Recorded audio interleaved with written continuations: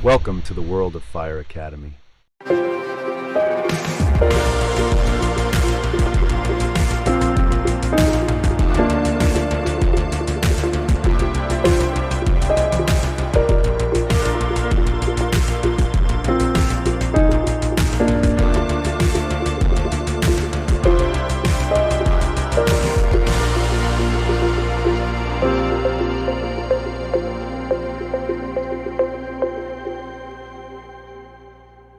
Hello everyone.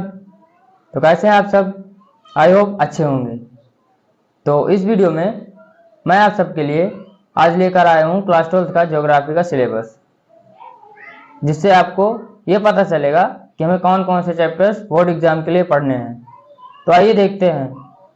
तो total 2 book चलती हैं हमारे क्लास 12 में, जिसमें पहली बुक का नाम है ह्यूमन ज्योग्राफी एंड दूसरी बुक का नाम है इंडिया पीपल एंड इकोनॉमी।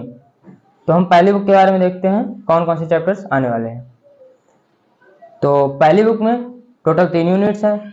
3 में से जो पहली यूनिट है उसमें एक ही चैप्टर है जिसका नाम है ह्यूमन ज्योग्राफी, जो टोटल 3 मार्क्स कवर करता है।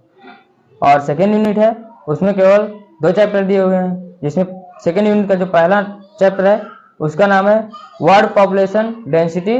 अब हम आ जाते हैं हमारी थर्ड यूनिट पे, जिसमें टोटल 5 चैप्टर्स हैं। जिसमें हमारी थर्ड यूनिट का जो पहला चैप्टर है उसका नाम है प्राइमरी एक्टिविटीज। जो दूसरा चैप्टर है सेकेंडरी एक्टिविटीज, उसके बाद टर्शियरी एंड क्वाटरनरी एक्टिविटीज, उसके बाद ट्रांसपोर्ट कम्युनिकेशन एंड ट्रेड। और जो इस यूनिट का हमारा लास्ट चैप्टर है उसका नाम है इंटरनेशनल ट्रेड। क्या नाम है?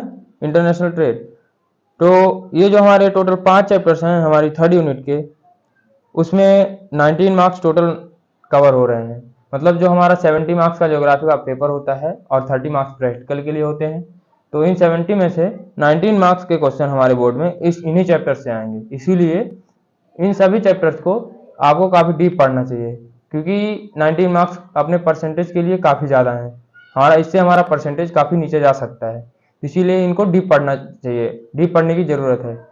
ठीक, अब हम आ जाते हैं हमारी सेकेंड बुक पर। सेकेंड बुक का नाम है इंडिया पीपल एंड इकोनॉमी।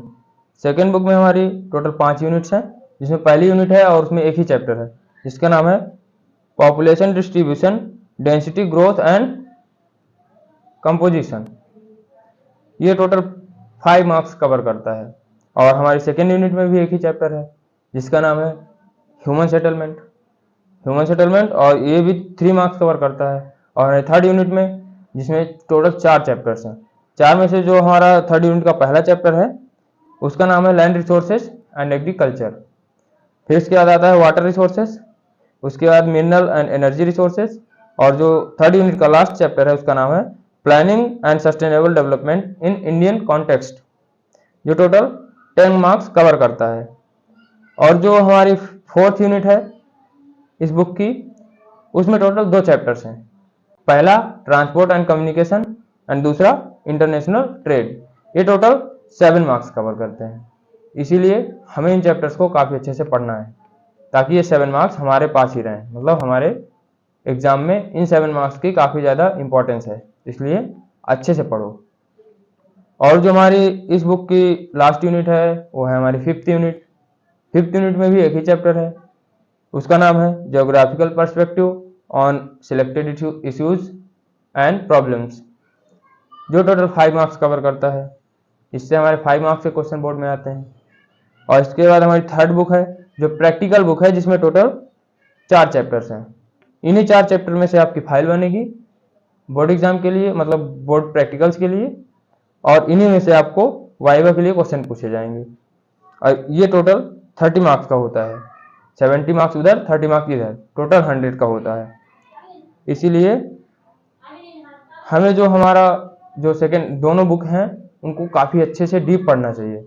अगर आप लोगों को ज्योग्राफी में अच्छे मार्क्स एक्वायर करने हैं तो आप लोग इनको डीप पढ़ें और एनसीईआरटी ही लाइन टू लाइन पढ़ें।